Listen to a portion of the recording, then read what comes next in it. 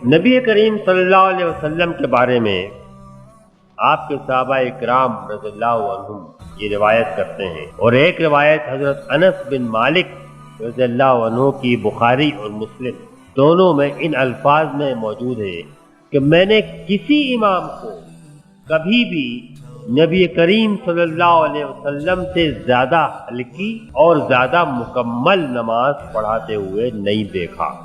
زیادہ ہلکی اور زیادہ مکمل نماز ہلکی بھی ہوتی تھی، اور رکوع اور سجدے اور قرات ہر چیز اپنی جگہ پر مکمل بھی ہوتی تھی۔ یہ نہیں کہ ٹکریں مارنی، جلدی جلدی نماز بھگتا دی، بلکہ قرات بھی صاف ہوتی تھی، سنی جاتی تھی، صحیح پڑھی جاتی تھی، اور رکوع اور سجدے بھی پورے ہوتے تھے۔